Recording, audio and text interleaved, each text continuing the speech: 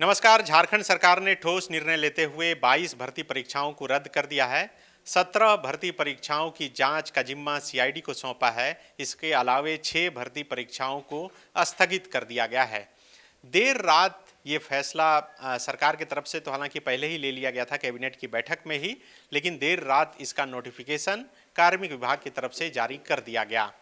आज इस वीडियो में हम तो ये आपको बताएंगे कि आखिर कौन कौन सी परीक्षा रद्द हुई है, किसकी जांच होनी है और कौन सी परीक्षाएं स्थगित हुई है। ज़्यादातर लोगों को पता चल गया है, लेकिन ख़ास तौर पे ये हम बताएंगे कि आखिर वे 3 कौन से कंप्लेन थे जो आयोग तक, मुख्यमंत्री तक और सीआईडी तक पहुँचे और उसके बाद सरकार को इतना ठोस निर्णय लेना पड़ा कि 22 भर्ती परीक्षाओं को रद्द कर दिया गया। अब जो सीआईडी जांच करेगी, कुल 45 भर्ती परीक्षाओं की जांच करेगी और झारखंड की सबसे बड़ी जांच कहा जा सकता है कि ये होगी। इसमें 7 आईपीएस अधिकारियों को रखे जाने की चर्चा है, जिसमें कि 1 आईजी, 1 डीआईजी, 3 एसपी और दर्जन भर डीएसपी और 50 पुलिस पदाधिकारी शामिल रहेंगे, जो इस भर्ती परीक्षा में हुई धांधली की जांच करेंगे। देखिए, सीआईडी ने जो 21 जुलाई के कंप्लेन के बाद जो छापा मारा जेपीएससी कार्यालय में और उसके बाद जो एक एफआईआर दर्ज किया गया, उस एफआईआर में 3 कंप्लेन दर्ज किए गए थे। लगातार मैं इस तीनों कंप्लेन का जिक्र कर रहा हूं। आज वो तीनों कंप्लेन मैं पढ़कर बताऊंगा। सीआईडी का जो एफआईआर है वो मेरे पास है और जो तीनों कंप्लेन, एक तो मुख्यमंत्री के पास भेजे गए थे और 2 कंप्लेन आयोग के अध्यक्ष और तीनों सदस्य के पास भेजे गए थे। उसमें क्या कुछ बातें थी, किन किन परीक्षाओं में धांधली की बात कही गई थी, यही हम इस वीडियो में बताएंगे। सबसे पहले बता दें कि जो परीक्षाएं रद्द हुई है उसमें सबसे बड़ी जो परीक्षा है वो जेएसएससी सीजीएल की परीक्षा है और 11वीं से 13वीं जेपीएससी की परीक्षा है। इन दोनों परीक्षाओं में नियुक्ति हो चुकी थी, लोग नौकरी कर चुके थे और देर रात के बाद वे बेरोजगार हो गए हैं और फिलहाल प्रोजेक्ट मंत्रालय के बाहर आंदोलन कर रहे हैं। इसके अलावा कई और परीक्षाएं हैं जिसकी भर्ती हो चुकी थी और लोग जो है अब नौकरी कर रहे थे और उन्हें कहीं ना कहीं झटका लगा है। जेट की परीक्षा जो प्रक्रियाधीन है, ये भी परीक्षा थी। 6ठी सीमित उप समाहर्ता परीक्षा, ये तमाम लिस्ट है, लिस्ट आप तक पहुंची गई होगी और आप जान ही गए होंगे कि आखिर कौन कौन सी परीक्षा रद्द हुई है, कौन कौन सी परीक्षा की जांच होनी है।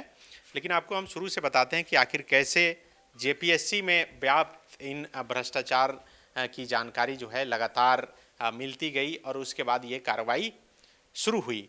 ये जो मेरे हाथ में एक पत्र है, ये पत्र 21 जुलाई 2026, जिसके बाद सीआईडी दफ्तर में, जेपीएससी दफ्तर में सीआईडी ने छापा मारा, उसी समय लिखा गया है। ये झारखंड सरकार के गृह, कारा एवं आपदा प्रबंधन विभाग के अवर सचिव दयानंद कुमार ने ये पत्र लिखा है, सीआईडी के एडीजी को लिखा है। इसके सब्जेक्ट में साफ तौर पे लिखा है कि जेपीएससी द्वारा आयोजित विभिन्न परीक्षाओं में बरती गई अनियमितता के जांच के संबंध में इस पत्र में बताया गया है कि किस तरीके से झारखंड सुरक्षा पदाधिकारी नियुक्ति परीक्षा, झारखंड सहायक वन संरक्षक परीक्षा, झारखंड रेंज ऑफिसर परीक्षा इत्यादि इन परीक्षाओं में अलग अलग माध्यम से प्रमुखतः परीक्षा संचालन हेतु किए गए कार्य से संबंधित एजेंसी टीडीपीएल की भूमिका संदेह के घेरे में है। उनके कतिपय कर्मी जो परीक्षा में चयनित भी हुए हैं, अभय तिवारी नाम नहीं लिखा गया है, की भूमिका खासकर अत्यंत विवादास्पद है। टीडीपीएल कंपनी के कर्मियों का ही परीक्षा में चयनित होना परीक्षा संचालन को संदेह के घेरे में लाता है। इसके अलावा तमाम चीज़ें लिखी गई है कि टीडीपीएल कंपनी शुरू से ही परीक्षा संचालन में विवादित रही है।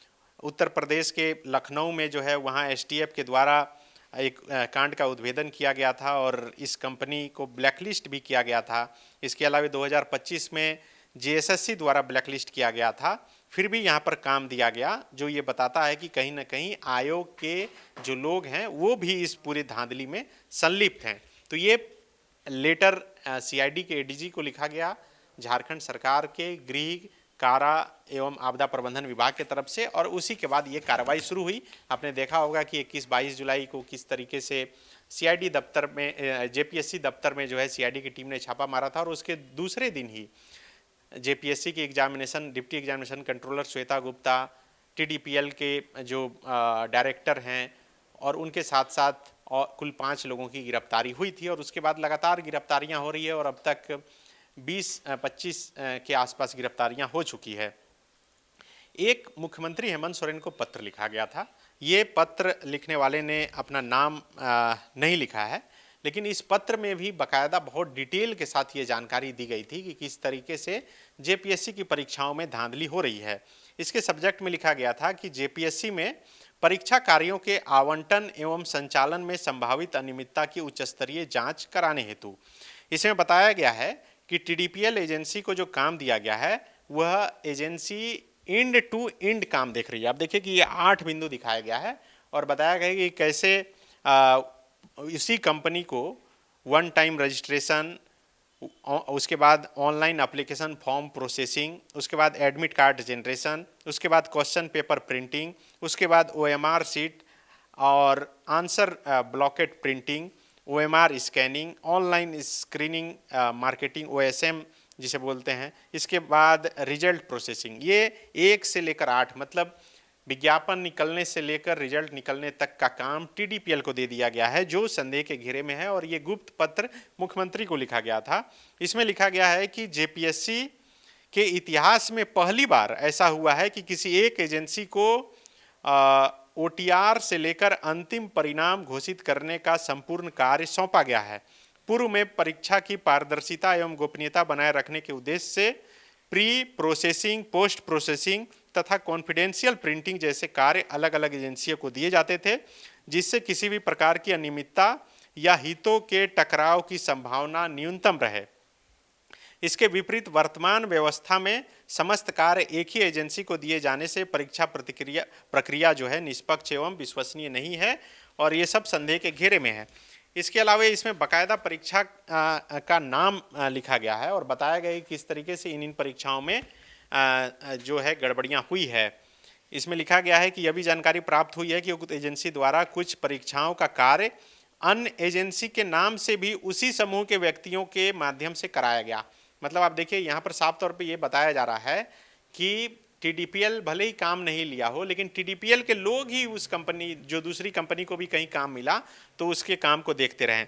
और इसमें साफ तौर पे ये लिखा गया है खाद्य सुरक्षा भर्ती परीक्षा 2023, झारखंड सहायक वन संरक्षक नियुक्ति परीक्षा, झारखंड वन क्षेत्र पदाधिकारी नियुक्ति परीक्षा, झारखंड संयुक्त असैनिक प्रतियोगिता परीक्षा, झारखंड संयुक्त असैनिक प्रतियोगिता परीक्षा 2025, झारखंड संयुक्त सैनिक प्रतियोगिता परीक्षा 2023। इसके बाद अभय तिवारी के बारे में बताया गया है कि किस तरीके से अभय तिवारी को कथित रूप से अनुचित लाभ पहुंचाकर उत्तीर्ण कराए जाने की शिकायत प्राप्त हुई है।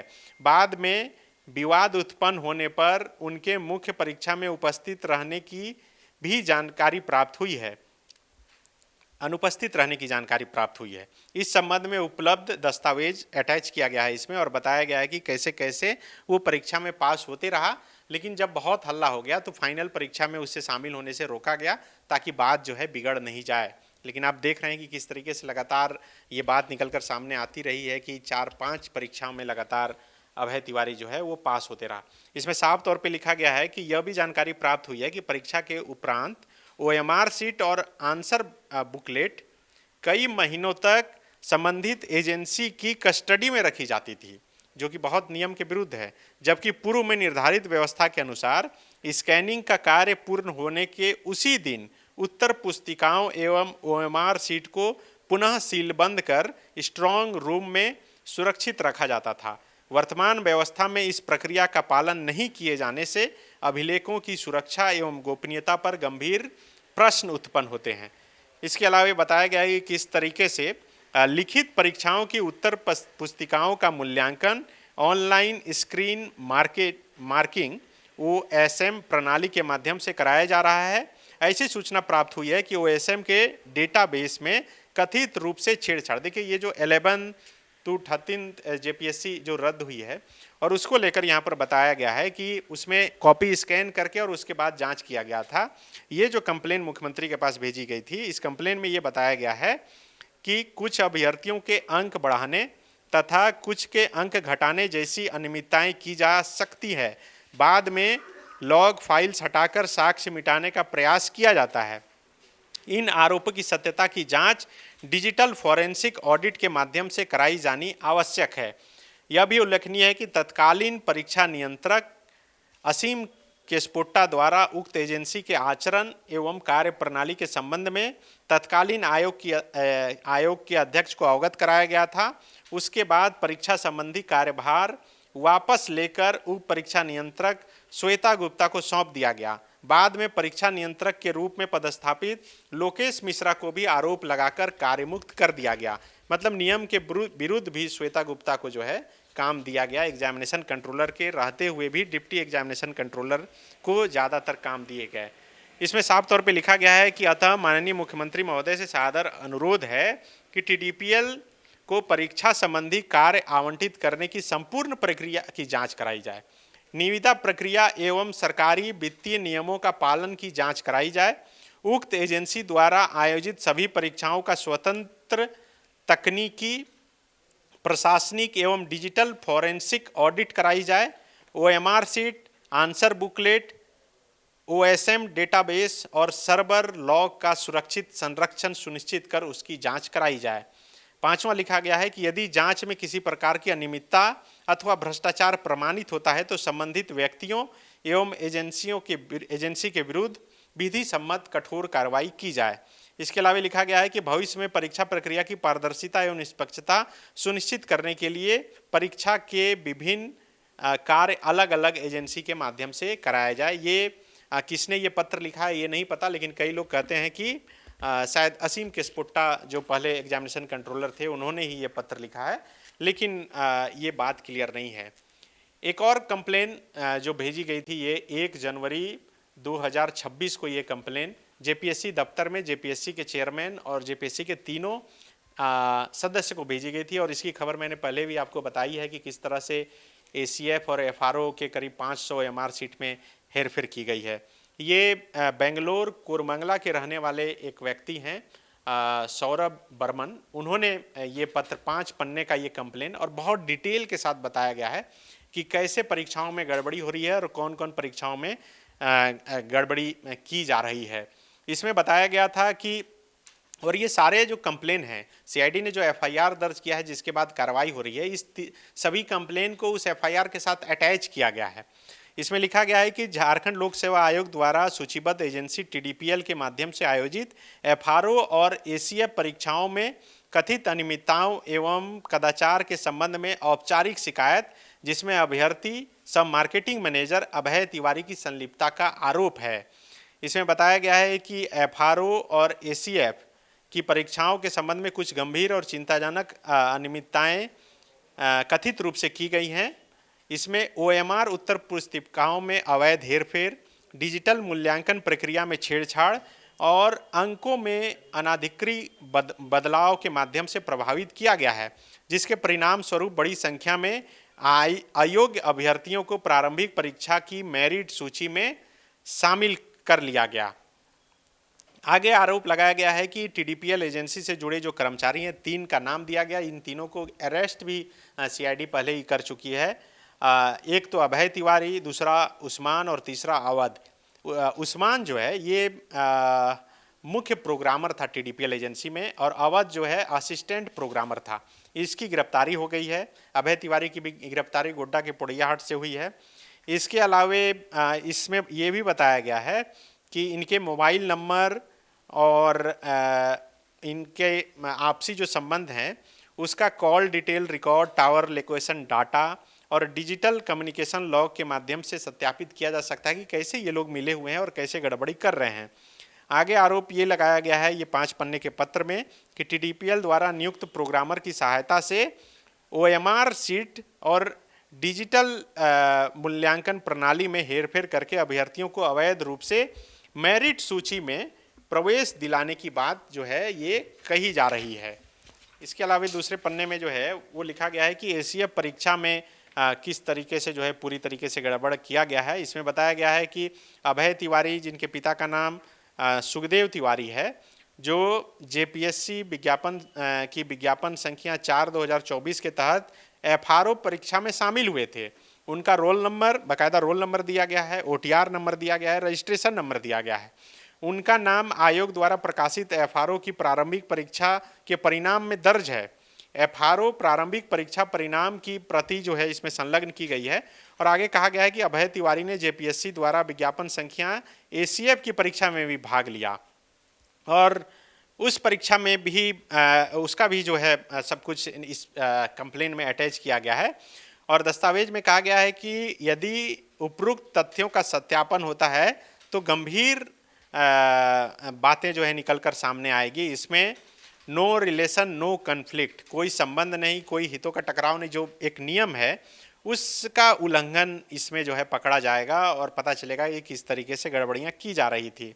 इसके अलावा बताया गया है कि किस तरीके से पूरी एजेंसी जो है इसमें शामिल है और वो कैसे इन परीक्षाओं में धांधली लगातार कर रही है। जब कंप्लेन किया गया था तब यही बताया गया कि कर रही है। आगे इसमें आरोप लगाया गया है कि अभय तिवारी जो है ये नामकुम थाना में पिछले दिनों जेएसएससी सीजीएल को लेकर जो एफआईआर एक दर्ज किया गया था, उस एफआईआर में भी ये नेम्ड एक्यूज्ड है। लेकिन मैंने वो एफआईआर ढूंढने की कोशिश की, ढूंढकर जब पढ़ा भी तो उसमें नेम्ड एक्यूज्ड ये नहीं था, उसमें किसी नाम पर एफआईआर शायद नहीं हुआ है जो मुझे दिखा। हो सकता है कि हो भी हो, चूँकि कंप्लेन में यही कहा गया है कि वो JSSC CGL paper leak case 2024 में नेम्ड आरोपी था। ये नामकुम थाना केस नंबर 45/2024 ये केस जो है नामकुम थाने में दर्ज था। इसके अलावा बताया गया है कि 2024 में जब जेएसएससी सीजीएल का रिजल्ट निकला तो वो उसमें पास भी हुआ और बीओ के लिस्ट में वो सेकंड रैंक भी हासिल किया और उनका बाकायदा रोल नंबर अभय तिवारी का इसमें बताया गया है। इसके अलावा परीक्षा संबंधी गतिविधियों में वित्तीय लेन देन और संचालन संबंधी समन्वय काम कथित रूप से अभय तिवारी के द्वारा ही किया जा रहा था। भले ही वो काम सीजीएल का काम जो है वो किसी दूसरे कंपनी को, जो बताया जा रहा है कि वेबेल कंपनी को मिला था, लेकिन काम सारा अभय तिवारी ही देख रहा था। विश्वसनीय सूत्रों से प्राप्त जानकारी के आधार पर शिकायत में कहा गया है कि टीडीपीएल को जुलाई 2023 के प्रभावी 4 वर्षों के लिए ब्लैकलिस्टेड भी इन पैनल किया गया था और उसके बाद जो है इसे ब्लैकलिस्टेड भी कर दिया गया था, क्योंकि परीक्षा से एंड वक्त कुछ ही दिन पहले ये अपना रेट जो है वो बढ़ा दिया था। उस वक्त इसे काम बायोमेट्रिक्स अटेंडेंस बनाने वगैरह का मिला था। इसमें यह भी कहा गया है कि अभय तिवारी अपने एजेंटों और प्रोग्रामरों के साथ मिलीभगत करके एसीएफ की परीक्षा से संबंधित 150 से अधिक ओएमआर और एफआरओ की परीक्षा में 350 से अधिक ओएमआर, ये पहले भी मैं ये खबर आपको बता चुका हूँ कि कैसे उसमें गड़बड़ी किया। इसके अलावे पीटी परीक्षा में पास करने के लिए प्रत्येक अभ्यर्थी से 5 लाख रुपया और अंतिम सिलेक्शन के लिए 25 लाख रुपए तक की राशि तय की गई थी। इसके अलावा आगे बताया गया है कि इसमें जो कैंडिडेट हैं जो परीक्षा में पास होने के लिए पैसे देते हैं, उनका 10वीं 12वीं और ग्रेजुएशन का ओरिजिनल सर्टिफिकेट, ओएमआर उत्तर पुस्तिका की कार्बन कॉपी और कुल तय राशि को कवर करने के लिए रद्द किए गए चेक और इसके साथ खाली स्टाम्प पेपर ये भी रख लिए जाते हैं। तो ये कंप्लेन जो बेंगलोर के जो व्यक्ति थे सौरभ बर्मन, उन्होंने जो कंप्लेन में ये सारी बातें बताई है। इसके अलावा जो आगे के पेज में उन्होंने बताया कि किस तरीके से ओएमआर और कथित रकम में किस तरीके से इन लोगों का हिस्सेदार होता था। इसमें बताया गया है कि संबंधित अभ्यर्थियों से दस्तावेज आदि लिए गए। कथित अवैध गतिविधि 3 से 4 महीने से अधिक समय तक लगातार चलने की बात कही गई और जो शिकायतकर्ता हैं वो ये भी बता रहे हैं कि 5 महीने से अधिक की असामान्य देरी के बाद जो है कई बातें निकलकर भी सामने आई। इसमें एक और परीक्षा का जिक्र किया गया है और बताया गया है कि 170 पद और 78 पद, ये दोनों पद निकाले गए थे और इन दोनों पदों को भी कहीं ना कहीं पूरी तरह से बेचने की जो है ये तैयारी थी। इसमें यह भी लिखा गया है कि 14वीं जेपीएससी एग्जामिनेशन परीक्षा में जो है 25 लाख रुपए एडवांस लेने की जानकारी भी जो है वो मिली है। इंटरव्यू में सफल करने के लिए 10 लाख रुपए, पीटी मेंस में सफल करने के लिए 25 लाख रुपए राशि ये लोग मांगते हैं। आगे बाकायदा अभय तिवारी के 3 मोबाइल नंबर का डिटेल यहाँ पर दिया गया है और बताया गया है कि इन तीनों मोबाइल नंबर को जब आप ट्रू कॉलर पर सर्च करेंगे तो ये किसी अविनाश मारांडी उर्फ राजा राम उर्फ अलग अलग नाम दिखता है। अभय तिवारी का नाम कहीं पर भी नहीं दिखता, उनके नाम से शायद ये मोबाइल भी नहीं है। इस आधार पर जो है ये कहा गया है कि किस तरीके से ये फर्जी तरीके से सब कुछ कर रहे हैं। इनके कॉल रिकॉर्ड डिटेल निकालने से बहुत चीज़ें मिल सकती है। फूड सेफ्टी ऑफिसर परीक्षा के बारे में बताया गया है कि इस परीक्षा में भी अभय तिवारी का किस तरीके से सिलेक्शन हुआ था और कैसे ये परीक्षा में गड़बड़ी किया है। आगे आप देखेंगे तो इसमें और बाकायदा सारे डिटेल दिया गया है और बताया गया है कि किस तरीके से कथित अनियमितता की स्वतंत्र एवं निष्पक्ष जांच कराई जाए। TDPL और उससे जुड़े हुए जो भी तकनीकी, वित्तीय, डिजिटल, फॉरेंसिक ऑडिट के माध्यम से जांच कराई जाए। ये सारी कंप्लेन दर्ज कराई गई थी और उसी के आधार पर जांच में जो बातें निकल कर सामने आई और फिर सरकार ने ये कड़ा निर्णय लेते हुए 22 भर्ती परीक्षाओं को रद्द किया है। ये अभय तिवारी का कहा जा सकता है कि ऑथराइजेशन लेटर है TDPL कंपनी की तरफ से कि वही कंपनी की तरफ से सारी परीक्षाओं को देखेगा। इसके अलावा एक और कंप्लेन है, ये कंप्लेन है शिवशंकर शर्मा, जिन्होंने नगड़ी थाने में, रांची के नगड़ी थाने में इन्होंने भी जनवरी महीने में दर्ज कराई थी FIR, कंप्लेन लिखाई थी FIR, उसको भी अटैच किया गया है CID ने अपने FIR में और उसमें उन्होंने बताया था कि किस तरीके से अभय तिवारी किन 5 परीक्षाओं में शामिल हुआ। अभय तिवारी और मनोज तिवारी दोनों एक ही व्यक्ति हैं कैसे, इसको लेकर कंप्लेन किया गया था और डिटेल के साथ बताया गया है। इन्हीं 3 कंप्लेन के आधार पर जांच जो है आगे बढ़ी और जांच में जब बातें ये निकल कर सामने आई कि कैसे अभय तिवारी और उनका पूरा नेक्सस जो है इसमें शामिल है और उसके बाद सरकार ने ठोस निर्णय लिया है। छात्र आंदोलन के दबाव में ये निर्णय लिया गया है कि 22 परीक्षाओं को रद्द कर दिया गया। मैंने पहले भी आपको बताया था 23 जुलाई को ही कि किस तरीके से अभय तिवारी, उसकी पत्नी सुषमा कुमारी और उसका भाई अक्षय तिवारी JSSC CGL परीक्षा में सफल हुआ और अभी जो JPSC PT परीक्षा का परिणाम आया है उस परीक्षा में भी वो सफल हुआ है। तो उसके बाद ही जांच जो है और तेज़ी से हुई और परिणाम ये हुआ कि JSSC CGL सहित ये तमाम परीक्षाएं रद्द हुई है। जांच अभी भी जारी है। अब 45 परीक्षाओं की जांच जो है कुल CID करेगा, जिसमें कि 7 IPS अधिकारी लगेंगे और दर्जन भर DSP और 50 से अधिक ऑफिसर लगेंगे। और कहा जा रहा है कि झारखंड की सबसे बड़ी जांच जो है अब ये शुरू होनी है। जांच में अब क्या कुछ निकलकर सामने आता है ये भी देखना बड़ा दिलचस्प होगा। शुक्रिया। जहां 27 वर्षों के सफर में 17,000 से भी अधिक छात्रों ने डॉक्टर एवं इंजीनियर बनकर भरे सफलता की ऊंची उड़ान, जहां साधारण छात्र भी झारखंड टॉपर्स बनकर बना रहे इतिहास। दूरदर्शी शिक्षाविद श्री विपिन सिंह के मार्गदर्शन में मेडिकल एवं इंजीनियरिंग के लाखों छात्रों के लिए आशा की किरण के रूप में goal nation's leading institute. Biome institute NEET की तैयारी के लिए एक भरोसेमंद नाम। यहाँ अनुभवी फैकल्टी, स्मार्ट क्लासरूम और बेहतरीन टीचिंग मेथड से स्टूडेंट्स को मिलती है मजबूत तैयारी। यहाँ हर स्टूडेंट को मिलता है पर्सनल गाइडेंस और डाउट क्लियरिंग का पूरा सपोर्ट। नीट 2027 और 28 के लिए फेज 2 बैच 30 अप्रैल से शुरू हो रहा है। आज ही बायोम इंस्टीट्यूट से जुड़े और अपने डॉक्टर बनने के सपने को दे सही दिशा। बायोम इंस्टीट्यूट सिर्फ मेडिकल प्रिपरेशन का संस्थान। काम की तलाश है, भरोसेमंद नौकरी चाहिए, जुड़िए ANG के साथ, जहां श्रमिक सबसे पहले।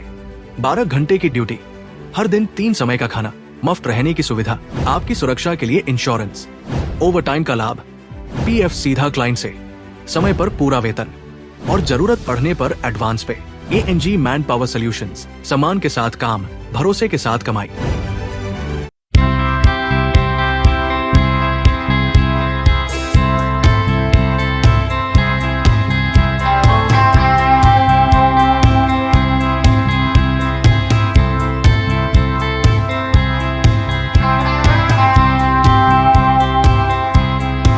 followup.in.